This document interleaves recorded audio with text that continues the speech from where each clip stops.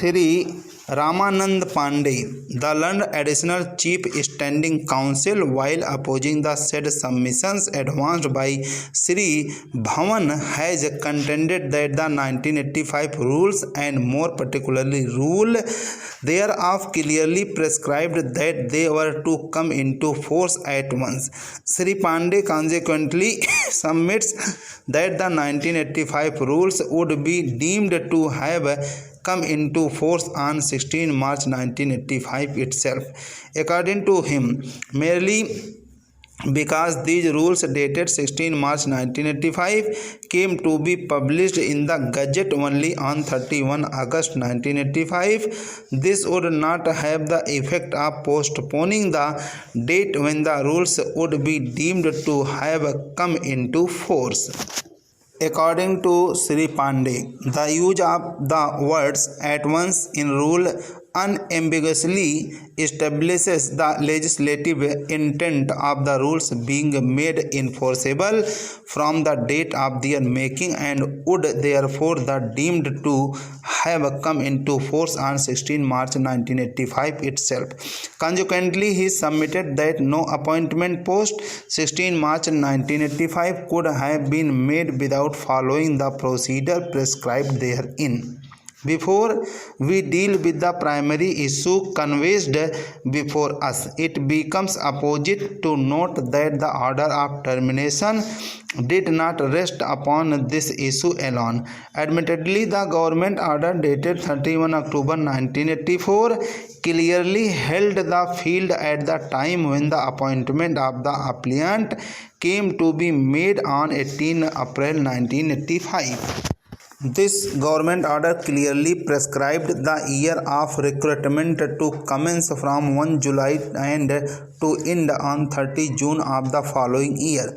We further note that the government order dated 31 October 1984 referred to the subordinate offices clerical staff 4th Amendment Rules 1979, which appear to have governed the field till they were suspended in their operation by the government order dated 31 October 1984. The suspension of these statutory rules appears to have continued till the promulgation of the 1985 rules. During the interregnum, the provisions of the government order dated 31 October 1984 appears to have occupied the field and governed the subject of selection to post in the subordinate offices in the state of UP. This government order prescribed the composition of the district selection committee and the procedure to be followed by the said selection committee while effecting appointments to post in the subordinate offices of the state. Admittedly, the appointment of the applicant came to be made on 18 April 1985 prior to the commencement of the year of the recruitment as prescribed under these rules. We note that the learned counsel for the applicant was unable to establish before us that this objection noted in the government order dated 23 September 1985 was either unjustified or unsustainable. In our considered view, this objection noticed in the impugned order dated 23 September 1985 was sufficient to sustain the termination of the temporary engagement of the applicant. However, since much argument was advanced on the issue of commencement of the 1985 rules, we proceed to deal with this contention also hereinafter. Reverting to the fact of our cases, we find that the contention advanced on behalf of the applicant must necessarily fail on the same ground. As has been noted by us in some detail, the only submission urged was that the rules would be deemed to have come into effect only from 31 August 1985 when they came to be published in the official gazette.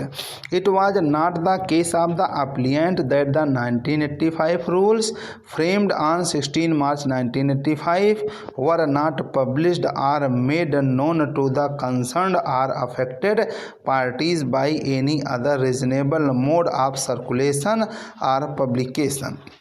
In fact, the assertion in the writ petition was that although the rules came into force on 16 March 1985, they were not retrospective and would not apply to selections made before the said date.